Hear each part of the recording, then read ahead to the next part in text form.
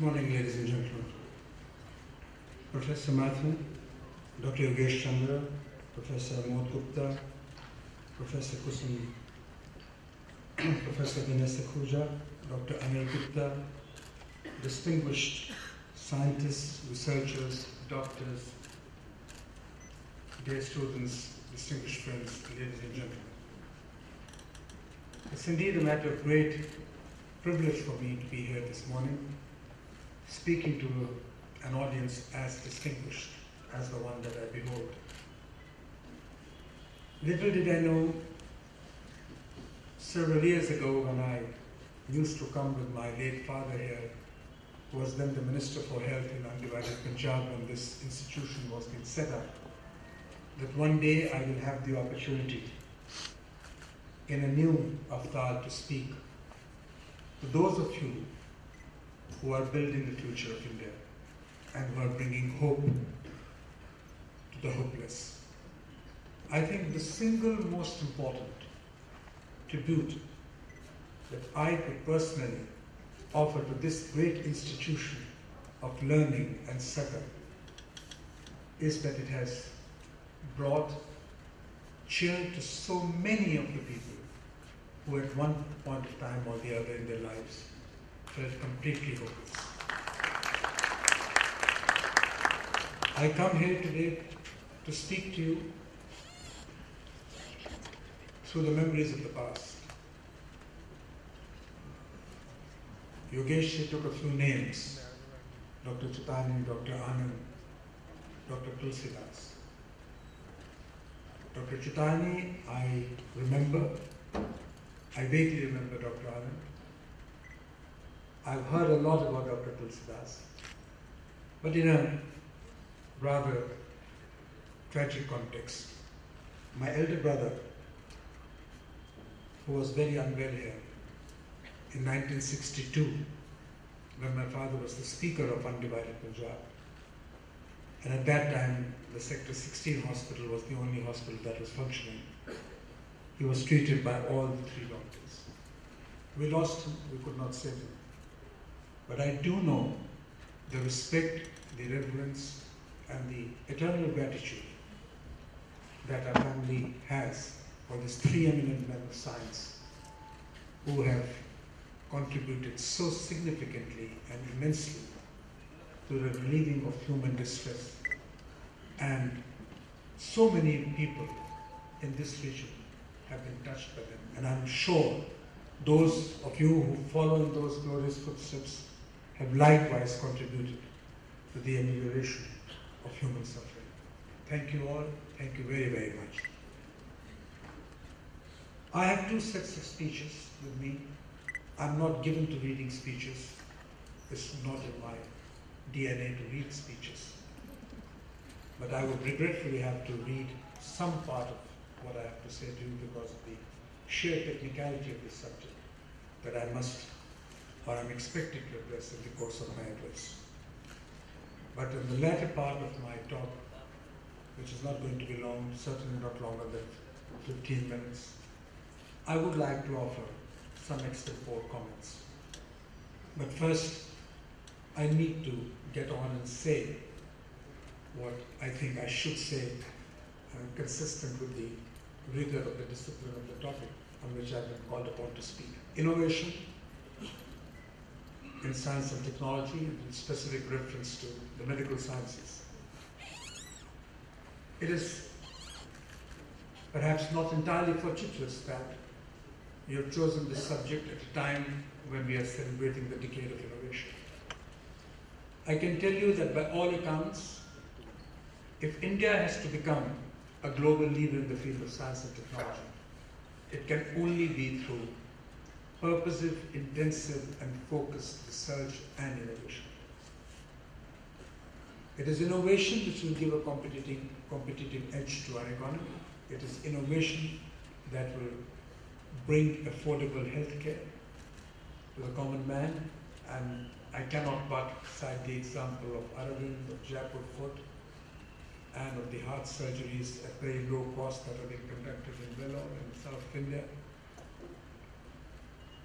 I cannot but reiterate that without innovation, we would certainly not be able to meet the challenges of the 21st century, the challenges of pandemics like the bird flu, HIV, AIDS, so forth and so on.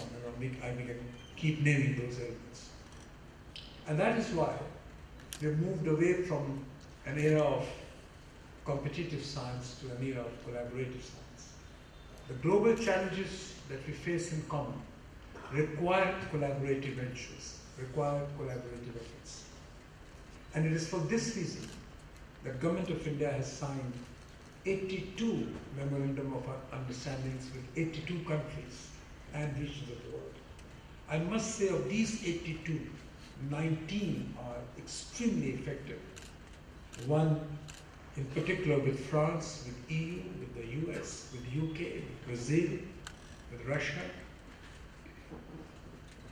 I am delighted to be able to tell you that last month when the Prime Minister sent me to be a part of the team to enter into negotiations with Hillary Clinton in Washington on the strategic dialogue on science and technology, I was able, I think, hopefully, to articulate my country's aspirations. And my country's aspirations are the following.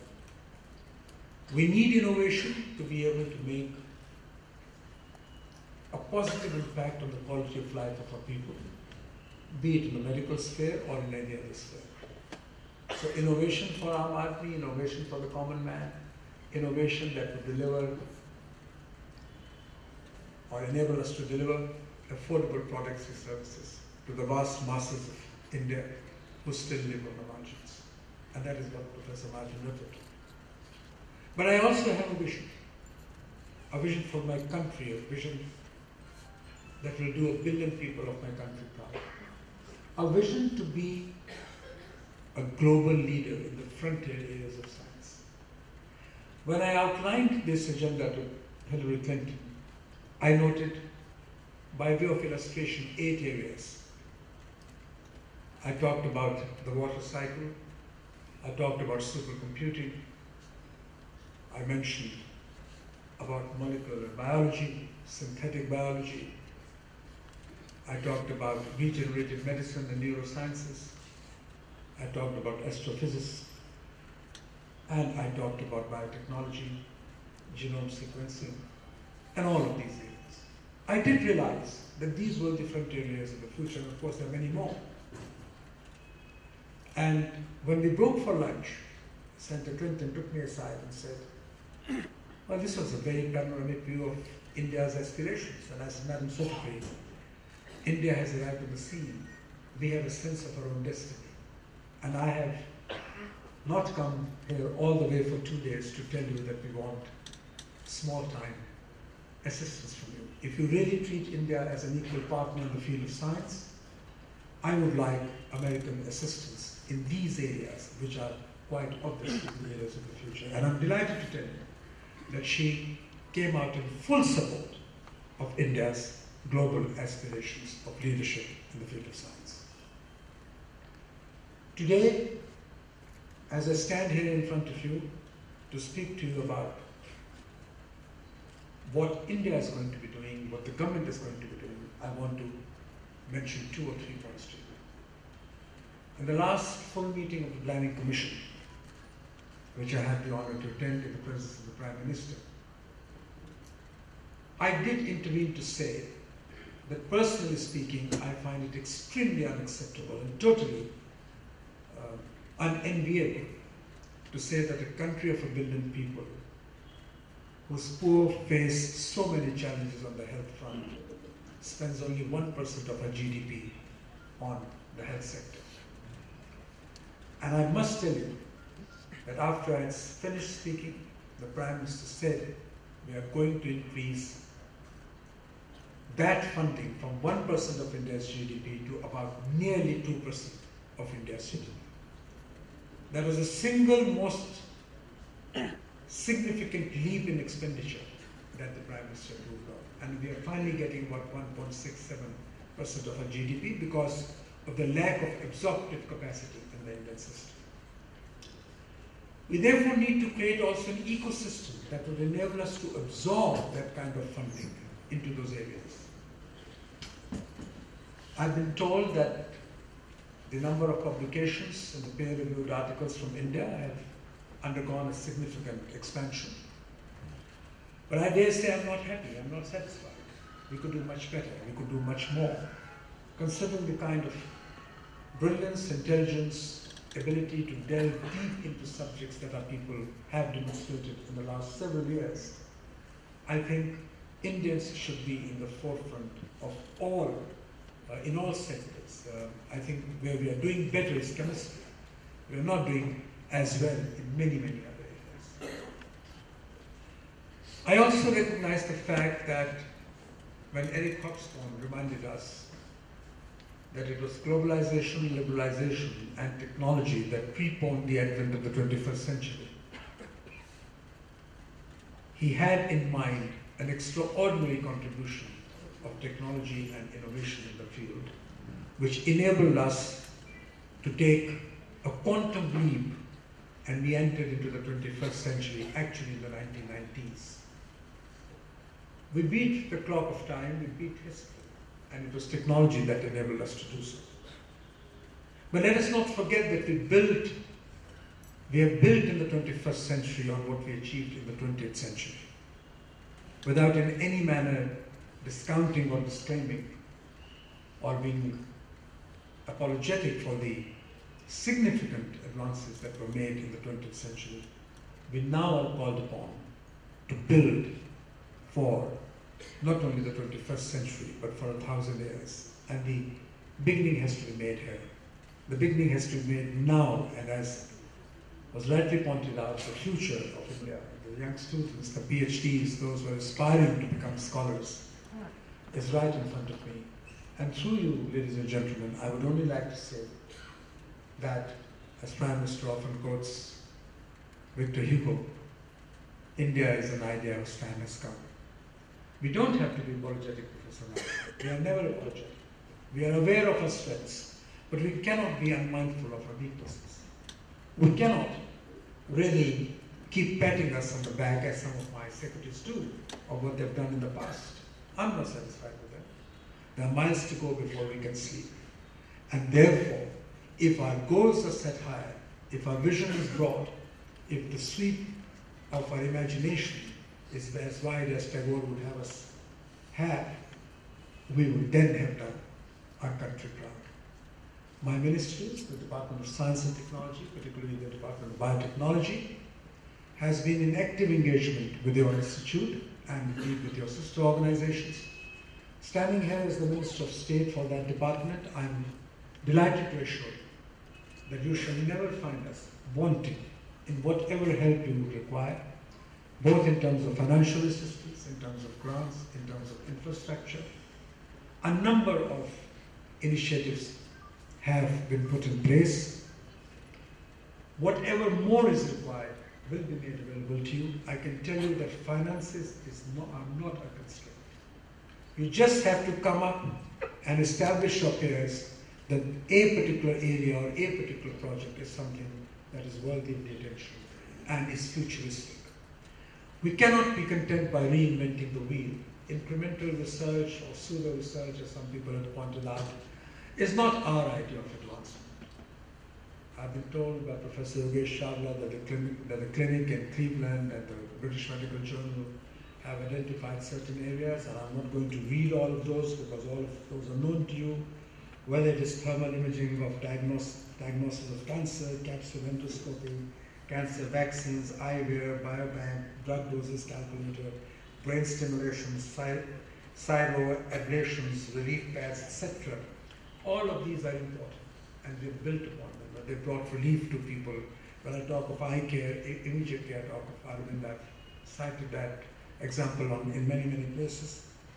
But I think what is really important is to be able to take pride in the quest for knowledge. There is something which is known as pursuit of power in the raw, and as a politician in the making, I understand that. I've always discounted the pursuit of power in the raw, because power if it has to be pursued, must have ends purposes to which it must be applied. But I'm very proud of the pursuit of knowledge in the law, because there is no such thing as pursuit of knowledge in the law. Every kind of knowledge leads to a discovery, leads to a technological development, leads to a better understanding of the environment and the complexities of nature which surround us.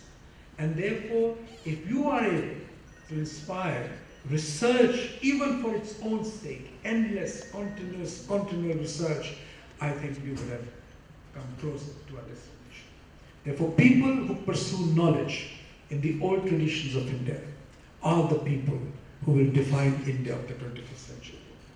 Knowledge in itself has to be an aspirational challenge, acquisition of knowledge, work for knowledge, and every kind of knowledge eventually will be translated into something. And that takes me to my concluding point of the need to strengthen the capabilities in translational capabilities in the country. We are poor at that. We are not good at that. I'm not satisfied. And that is why I've told all our people that we must constantly, in a continual engagement with our senses, with our mind, with our heart, with the people, with the established institutions of learning, and keeping always in mind that nature is much higher than anything that the creators of that nature can evolve or achieve, should be moving forward in the direction of an expansive reach of knowledge, all that human knowledge can possibly behold. Finally, ladies and gentlemen, nothing has given me greater happiness than to be here today in this great institution that, even from a distance, brings cheer to the minds of those who are suffering from disease. I think that whatever brings closest to God, if something does, is the touch of a doctor, a caring touch of a doctor who promises hope. Nancy, when Ronald Reagan was trying to contest for the second time for the presidency of the United States of America, he pulled out one of his semi-retired speechwriter, Peggy Noonan, and asked Peggy to prepare a speech for him. And she told President Reagan, she said, "President, I'm not ready yet. I need some time to come back with a draft for you." And he said, "Fine, I give you a week." So she went back to New York, where she resides now, and after a week she produced a note. And she said to President that she had been going grocery shopping in the last several days, and she finds people of America not buying champagne or caviar, but buying cheese and eggs and bread. And the President said, "So what does that mean?" She said, "People are not hopeful of their future. If you can give hope to them in their future, you will win." So, sir, I ask you all to give hope to those in distress. Thank you very much.